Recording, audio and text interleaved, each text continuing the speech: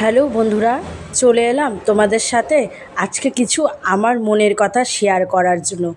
অনেক দিন থেকে ভাবছিলাম তোমাদেরকে শেয়ার করব, কিন্তু একদমই শেয়ার করা হচ্ছে না। তো আমার মনে হয় যে আমি আজকে যেগুলো কথা বলবো সেগুলো হয়তো প্রায় আমার মতো মহিলাদের সবার সাথেই হয়তো মিলে যায়, তাই না? তো তোমরা কিন্তু সহমত হলে, আমার কথাগুলোর মতো সহমত হলে অবশ্যই কিন্তু কমেন্টে জানাবে, আর প্লিজ আমাকে একটু পাশে রাখার চেষ্টা করবে, এটাই বলবো। তো তোমাদের সাথে আজকে কথাগুলো শেয়ার করি। আমার প্রোফাইলে নতুন একটা ভিডিও নিয়ে হাজির হয়ে গেলাম। আরজবি ফ্যামিলিতে তোমাদেরকে অনেক ধন্যবাদ, অনেক ভালোবাসা, অনেক ওয়েলকাম জানিয়ে শুরু করে দিলাম আর একটা নতুন ছোট্ট ভিডিও। তো আজকে তোমাদের সাথে সেটাই শেয়ার করি।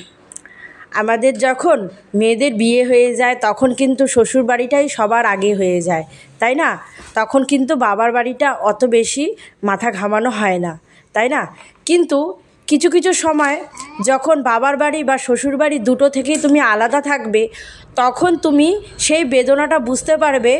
যখন বাড়িতে কোনো ছোটোখাটো অনুষ্ঠান লাগবে, বা ধরে নাও যে কোনো রকম প্ল্যান বা ঘোরা হোক, মানে ভালো হোক মন্দ হোক, সব কিছুকে যখন তুমি ছেড়ে দিয়ে দূরে একা থাকবে, শ্বশুরবাড়ি বাবার বাড়ি বাদ দিয়ে, তখন তুমি বুঝতে পারবে যে কতটা খারাপ লাগে আর কতটা বেদনাদায়ক সেই মুহূর্তগুলো।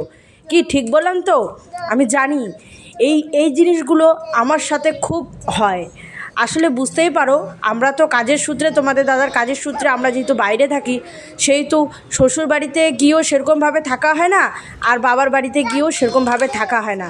বাবার বাড়ি বলতে আমার কিন্তু দাদার বাড়ি, আমার দাদার বাড়িতেই আমি বেশিরভাগ সময় যাই। তোমরা হয়তো ভিডিওতে দেখো আমার দাদা হচ্ছে আলাদা থাকে, সেই বাড়িতে আমি যাই সব সময়।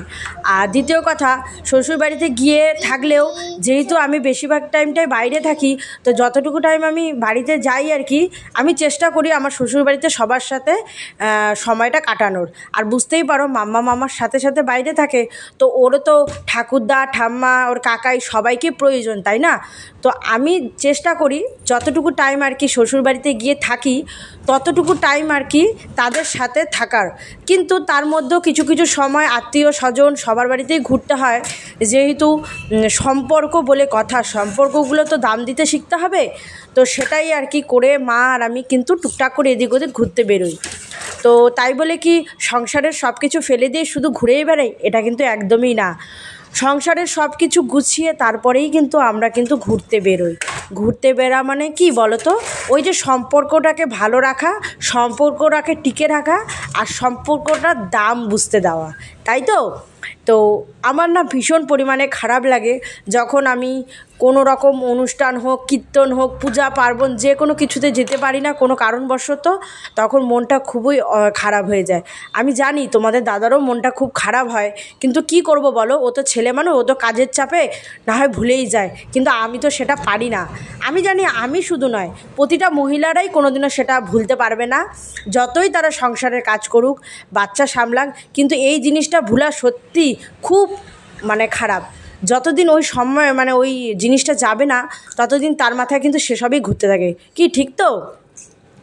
তো এটাই আর কি তোমাদের সাথে আজকে শেয়ার করলাম, যে বাবার বাড়িতেই হোক শ্বশুর বাড়িতেই হোক, কোনো সময় যদি ছোটোখাটো ব্যাপারও হোক থাকতে পারি না, তখন ভীষণ মনটা খারাপ হয়ে যায়।